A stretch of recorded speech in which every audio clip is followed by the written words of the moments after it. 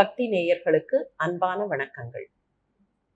சொல்லும் செயலும் ஒன்றுபட்டால் வாழ்க்கை நன்றாக இருக்கும் என்பது நாம் எல்லோரும் அறிந்த உண்மை.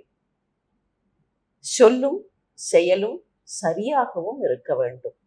எனவேதான் எப்படி சொல்லை சொல்வது, எந்த செயலை செய்வது, இந்த சொல்லும் செயலும் ஒன்றாக இருக்கக்கூடிய, சரியாக இருக்கக்கூடிய நிலையில் எந்த பாடலை படிப்பது என்பனவற்றை இந்த வரிசையில் பார்த்து கொண்டிருக்கிறோம். சொல் எப்படி இருக்க வேண்டும், எந்த சொல்லை சொல்வது என்பதல்ல இன்றைய நம்முடைய சிந்தனை. ஒரு சொல்லை சொல்வதற்கு முன்னர் என்ன செய்ய வேண்டும் என்பதுதான். சாதாரணமாக சொல் என்கிற போது எப்படி ஒரு சொல்லை புரிந்து கொள்வது என்பதற்கு திறனாய்வுவாதிகள் ஒன்றை சொல்லுவார்கள். அந்த சொல்லை வெறுமே படிக்காதீர்கள், அந்த சொல்லை சுற்றிலும் படியுங்கள் என்பார்கள்.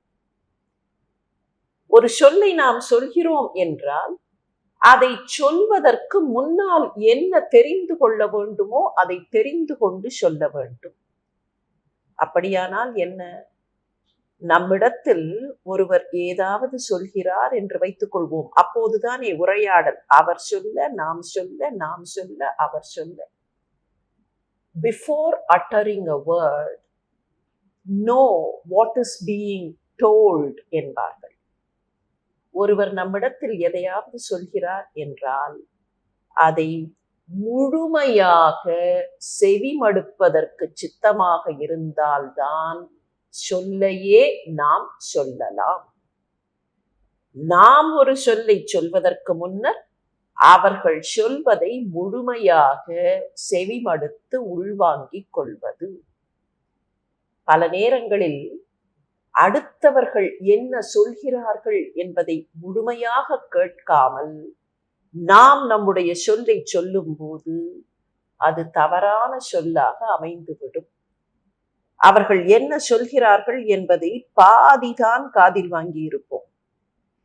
அவர் பாதி சொன்ன உடனேயே நீ சொல்வது சரியில்லை, இப்படியா எண்ணுகிறாய் என்று கோபத்தில் கொந்தளித்து வேகமாக வார்த்தையை விட்டால் அவர் அதையே சொல்லவில்லை, வேறு ஏதோ சொல்லி இருக்கிறார் என்பதை தாமதமாக புரிந்து கொள்வோம். அப்போதுதான் அடடா தெரியாமல் சொல்லிவிட்டேனே என்று வருத்தப்படுவோம்.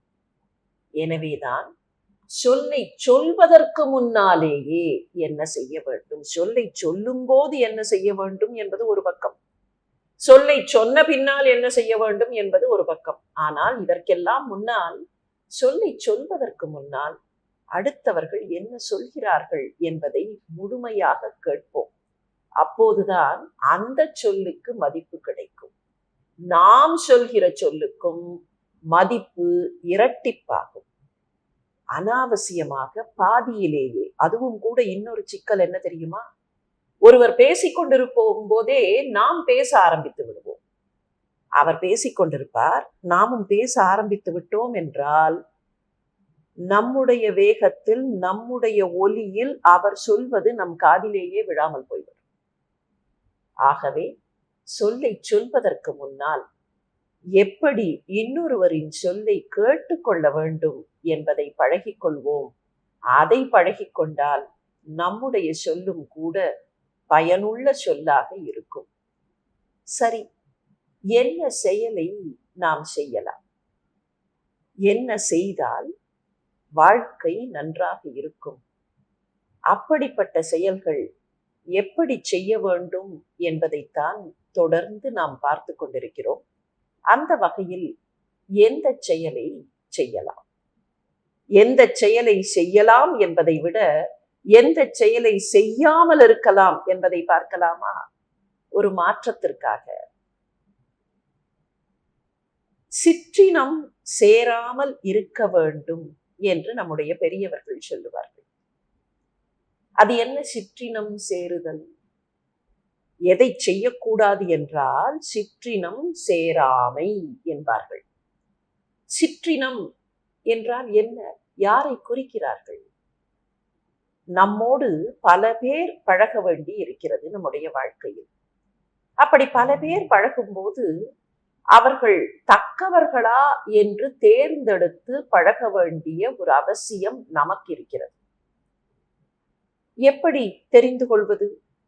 அலுவலகத்திற்கு போகிறோம். அலுவலகத்திலே எத்தனையோ பேர் நண்பர்களாக இருக்கிறார்கள், கூட வேலை பார்க்கக்கூடியவர்கள். அவர்களை எல்லாம் தூக்கி போட்டு விட முடியுமா? அவர்களோடு பழகித்தானே ஆக வேண்டி இருக்கிறது என்று கேட்கலாம். அவர்களோடு பழகித்தான் ஆக வேண்டும் என்றால் எந்த எல்லையில் அவர்களை நிறுத்த வேண்டும் என்று தெரிந்து கொள்ள வேண்டும். அந்த எல்லைதான் சிற்றினம் என்கிற எல்லை. சில சமயங்களில் நம்மிடத்தில் பேசக்கூடியவர்கள் அனாவசியமாக தனிப்பட்ட விஷயங்களை துளைத்து துளைத்து கேட்பார்கள். இன்னொருத்தரை பற்றி புகார் சொல்லுவார்கள். ஏதோ நமக்கு நெருக்கமாக பழகுவதாக காட்டிக்கொண்டு அடுத்தவர்களை பற்றி குறை சொல்வார்கள். இப்படிப்பட்டவர்கள்தான் சிற்றினத்தை சேர்ந்தவர்கள். அவர்களோடு நாம் சேரக்கூடாது. நம்முடைய தனிப்பட்ட விஷயங்களை துளைத்து துளைத்து கேட்கிறார்கள் என்றால் அவர்களை சற்று ஒதுக்கியே வைப்போம். அதே போல இன்னொருத்தரை பற்றி குறை சொன்னால் அதற்காக நாம் புலகாங்கிதம் அடைந்து விடக்கூடாது. இன்றைக்கு நம்மிடத்தில் அவர்களை பற்றி குறை சொல்கிறார்கள், நாளை நம்மை பற்றி இன்னொருத்தரிடத்தில் குறை சொல்ல மாட்டார்கள் என்று என்ன நிச்சயம்? எனவே மூன்றாமவர் இல்லாத இடத்தில் அவரை பற்றி ஒருவர் குறை சொல்கிறார் என்றால் தயவு செய்து அவர்களை சற்று எட்டத்திலேயே வைப்போம். எந்த அளவிற்கு அலுவல் ரீதியாக அவர்களோடு பழக வேண்டுமோ அவ்வளவு பழகினால் போதும். அதற்கு மேல் அவர்களை எல்லை தாண்டி அண்ட விடுவோம் என்றால் நம்முடைய சங்கதிகள் கூட நாளைக்கு சந்தையில் சிரிக்கும். அப்படிப்பட்டவர்களை ஒதுக்கி வைப்பது என்பதுதான் சிற்றினம் சேராமல் இருப்பது. இதில் முக்கியம் என்ன தெரியுமா? நல்ல நண்பர்கள் நம்மோடு இருக்கிறார்கள் என்பது மாத்திரமில்லை. எவ்வளவுதான் நல்ல நண்பர்கள் இருந்தாலும் இந்த சிற்றினத்தை சேர்ந்தவர்கள் நம்மோடு இல்லாமல் இருக்க வேண்டும். ஒரு கப்பல் இருக்கிறது என்று வைத்துக் கொள்வோம். அந்த கப்பல் மிகப்பெரிய கடலில் பயணிக்கிறது. ஆனால் அந்த கப்பலில் கீழே ஒரு சின்ன ஓட்டை இருந்தால் அந்த கப்பல் என்ன ஆகும்?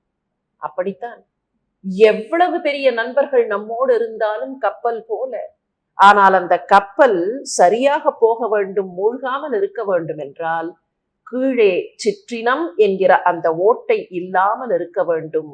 சிற்றினம் சேராமல் இருப்பது நமக்கு நன்மையை தரும். மீண்டும் இன்றைக்கு பாடலை வள்ளுவரிடத்திலே இருந்துதான் வாங்கிக் கொள்ளப் போகிறோம். மிகப்பெரிய பொக்கிஷத்தை அவர்தானே வைத்திருக்கிறார். வெள்ளத்தனைய மலர் நீட்டம் மாந்தர்தம் உள்ளத்தனையது உயர்வு என்றார். என்ன பொருள்? ஊக்கம் என்று ஒரு வார்த்தை இருக்கிறது. இந்த ஊக்கம் என்கிற வார்த்தையின் பொருள்தான் இந்த குறளின் பொருள். உள்ளத்திலே இருப்பது ஊக்கம். நம்முடைய உள்ளத்தில் தான், வெளியில் இல்லை. அந்த ஊக்கம் என்பது நல்ல எண்ணங்களால், நல்ல சிந்தனையினால், நாம் கற்றிருக்கக்கூடிய கல்வியின் பக்குவத்தினால் வருவது. அந்த ஊக்கம் இல்லை என்றால் எவ்வளவுதான் உயர்ந்த கல்வி இருந்தாலும், எவ்வளவுதான் பணம் இருந்தாலும், எவ்வளவுதான் அந்தஸ்து இருந்தாலும் அது இல்லாமல் போய்விடும். எனவேதான் உள்ளம் சரியாக இருந்து, உள்ளம் சமநிலையில் இருந்து, அந்த உள்ளம் ஊக்கத்தோடு இருந்தால்தான் ஒருவருடைய உயர்வு. எத்தனை பேரை பார்க்கிறோம், பணம் நிறைய இருக்கிறது, ஆனால் ஊக்கமே இல்லாமல் சோம்பலில் உட்கார்ந்திருப்பார்கள். அவர்கள் உயர மாட்டார்கள். நிறைய கல்வி கற்றிருப்பார்கள், ஆனால் ஏதோ உலகமே வீழ்ந்து விட்டது போல புலம்பிக் கொண்டிருப்பார்கள். அவர்களும் உயர மாட்டார்கள். உயர வேண்டும் என்றால் உள்ளத்திலே ஊக்கம் வேண்டும். எவ்வளவு தூரத்திற்கு ஊக்கமோ அவ்வளவு தூரத்திற்கு உயர்வு கிடைக்கும். நினைவு வைத்துக் கொள்வோமா?